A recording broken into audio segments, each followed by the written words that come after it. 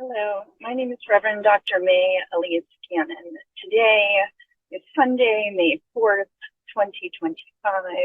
Today is day 576 since October 7th of 2023. I'm on my way back home from Richmond, Virginia to Washington, D.C., which isn't actually my home, but where I've been based since January of last year because of everything that's been happening in the Middle East. But today, I participated in a triathlon. I think many of you know I'm training for an Ironman in September. I'm trying to raise funds for work at Churches for Middle East Peace. I'd encourage you, if you watch these videos or if you want to offer me encouragement or our staff encouragement, please follow the link and make a donation. Even, a $20 donation, a $10 donation. We have these Catholic nuns that every year send us prayer cards, and they'll put a couple of dollar bills in the prayer cards, and there are most encouraging donations. So we're really, really blessed by those of you who support our work. Today is Sunday, and I've been reflecting a lot on just the sustainability of our work and what's it mean to stay in it, and where is God in the midst of it. And the verses that I wanted to bring to you today are verses that talk about how God is with us and that God does not abandon us. And I wanted to share these with you, and I hope that they'll be an encouragement to you. Deuteronomy 31, verse 6 says, "Be strong and courageous. Do not be frightened or in awe of them, for the Lord your God goes with you. He will not leave you, nor will he forsake you." That passage continues and talks about it is the Lord who goes before you. He will be with you. He will not leave you or forsake you. Do not be dismayed. I sometimes say that despair is the luxury of the privileged, but we must not be dismayed by, I think we should be grieved and brokenhearted, but we shouldn't give up hope is what I think that means. Throughout the scriptures, the Psalms, they say, "Where shall I go from the Spirit of God? Where shall I go from your Spirit? Where shall I flee from your presence? For God is with us." Isaiah 41:10, a word from the prophet, says, "Fear not, I am with you. Be not dismayed. Do not give up hope, for I am your God. I will strengthen you. I will help you. I will uphold you with my righteous right hand." And the New Testament also has many passages that talk about God being with us, but Hebrews 13:5 says, "Let your behavior be without covetousness. Be content with what you have, for he has said, I will never leave you nor forsake you." That is the good news, as I wanted to just share a couple of updates just briefly from the Middle East. A Houthi missile scored a direct hit on the Ben Gurion airport today. This is in Israel. It did not hit the terminal, did not hit a tower or any plane, but there were 6 people who were injured. Flights to and from Israel today were canceled by Austrian Airlines, Delta, Air France, Air Europa, Ryanair, LOT Polish, Azerbaijan Airlines, Iberia and Transavia canceled their flights until Tuesday, and then British Airways, Lufthansa, Swiss, Air India, Wizz Air, ITA Air have all suspended flights until Wednesday. United Airlines extended cancellations until Thursday. And so that was something that happened in Israel. In Gaza, life has become a nightmare.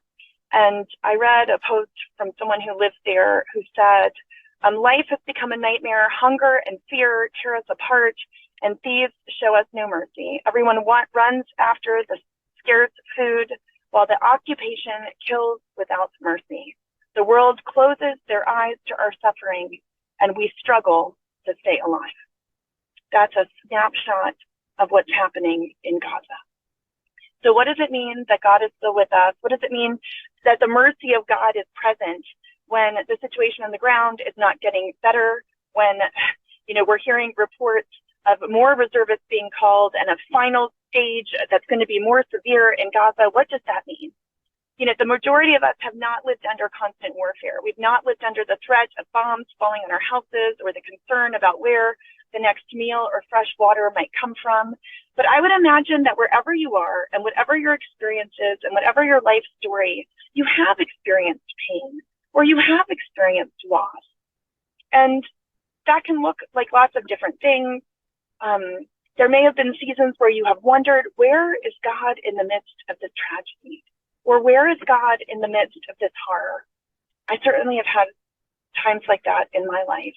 Maybe it was a family member who was diagnosed with an incurable disease, such as cancer, and watching them slowly have life and energy and breath fade away and be drawn out of them. I lost my father in 2014 to lung cancer. In 2011, he was a marathon runner. He was in perfect health. In January of that year, I actually was living in Jerusalem in 2010 and 2011. And in January of 2011, I'll never forget the phone call that my dad had a heart attack. And I was in Jerusalem and I wanted to come home, and he said, no, he didn't want to be, the reason that pulled me away from doing the work of God. That's what he said.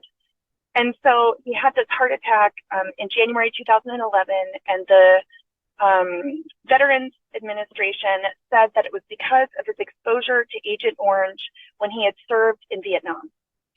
That was the late 1960s, early 1970s. He spent his 18th birthday and 19th birthday in Vietnam, and he'd been exposed to Agent Orange.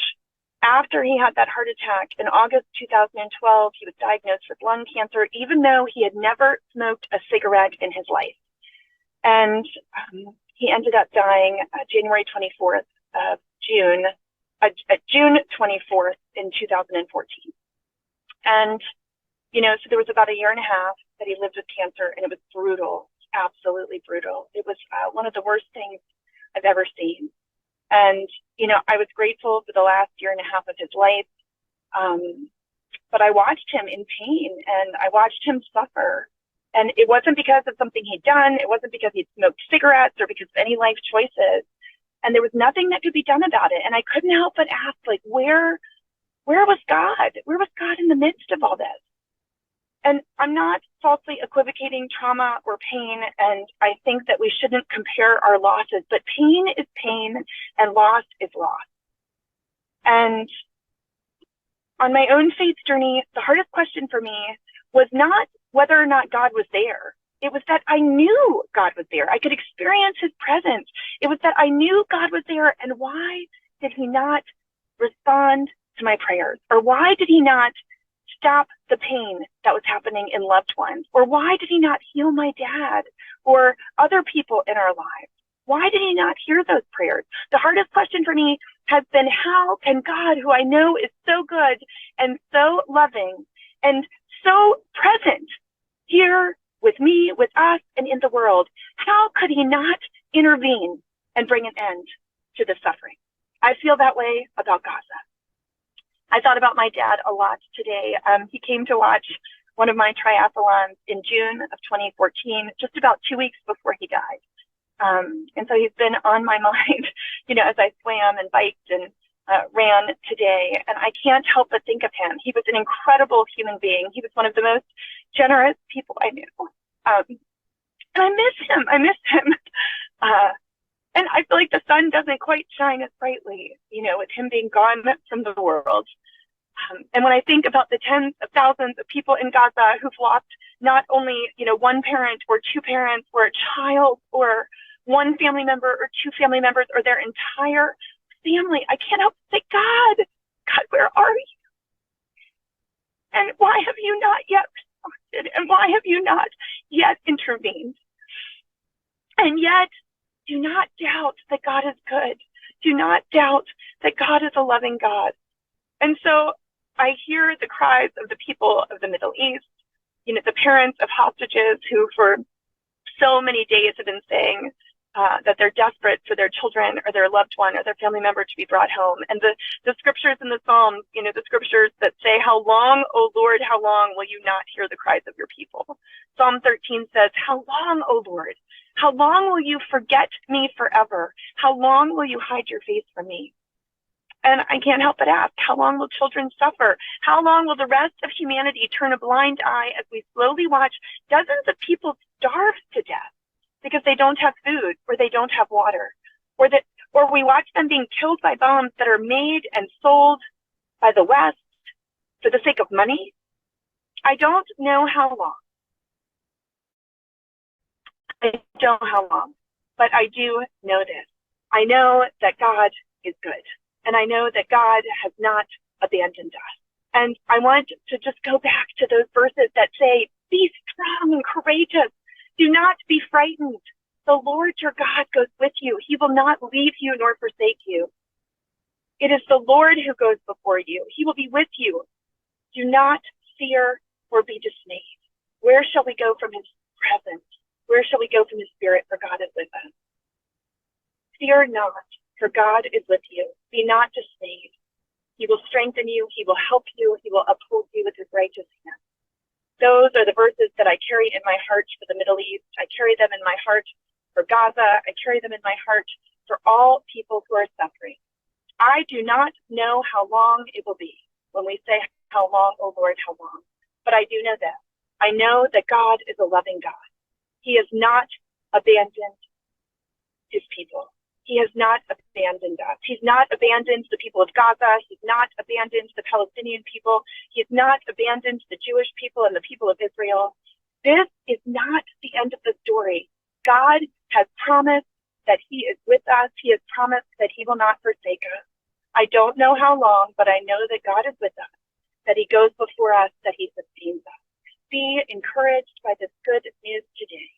In the name of Christ, amen.